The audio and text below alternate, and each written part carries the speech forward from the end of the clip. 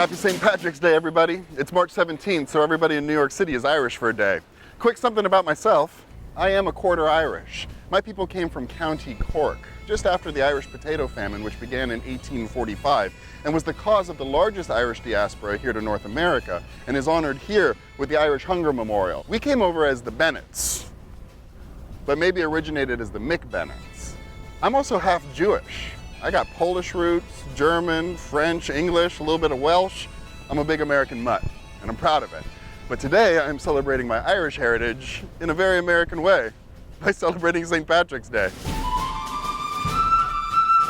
St. Paddy's Day, or the Feast of St. Patrick, celebrates the patron saint of Ireland who brought Christianity to Ireland back in the 5th century. The whole driving the snakes out of Ireland thing is an allegory, as there have never been snakes in Ireland. St. Patrick's Day falls on Lent, when an observer would abstain from a number of different luxuries. However, the Lenten restrictions on food and alcohol are lifted on St. Paddy's Day, which is why we associate food and drink with St. Patrick's more than anything else. And this is America. Eating and drinking is what we do. So St. Patrick's feels a lot more American these days than it does Irish. In fact, in Ireland, the celebrations would be a lot smaller. There'd be a church service. Food, yes. Drink, yeah. Music. There'd be a parade, but nothing like what we have here. The New York City St. Patrick's Day Parade can see up to 250,000 people. Makes it the largest in the world. You know who's got the smallest? Ireland. Dripsy, County Cork. The parade goes 100 yards from one of the town pubs to the other. The first St. Patrick's Day Parade in New York City was in 1762, back when this was all still England. It was thrown by Irish expatriates as well as members of the British Army, and they wore green, which has always been a color representing Irish nationalism, but it was especially pointed at the time as it was illegal to wear green in Ireland then. Just like in Ireland, St. Paddy's here in New York City is about celebrating Irish culture and tradition, but most importantly, the people, which is why everybody's Irish today. And that's reflected in the parade. You'll notice no floats, only people.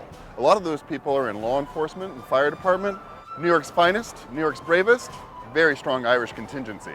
So yeah, St. Patrick's Day is a lot more popular in the US than it is in Ireland. So let's get to the traditions. Whiskey, beer, green beer. A bit kitschy, as are all American holidays. In fact, until 1970, pubs were closed by law in Ireland, USA. So you're getting a sense that a lot of these traditions are more Irish-American than they are Irish, as is the food. A traditional Irish meal on St. Patrick's Day here in New York City will be corned beef and cabbage or a corned beef sandwich, but you would never eat corned beef back in Ireland. The traditional food over there is lamb or bacon. Beef was always associated with the oppressor, the English colonists. How are you going to eat English food on an Irish holiday?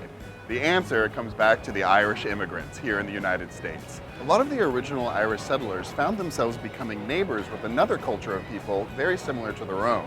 A culture of people that escaped oppression by fleeing across the globe only to find discrimination here in the United States. A culture of people that found importance in maintaining traditions as far as family, food, and the arts.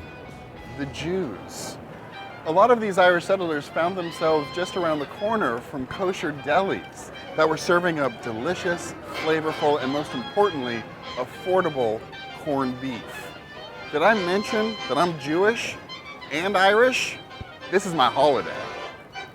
So when you celebrate St. Patrick's Day, when you eat the eats and drink the drinks, you're really celebrating immigration, which is definitely worth celebrating.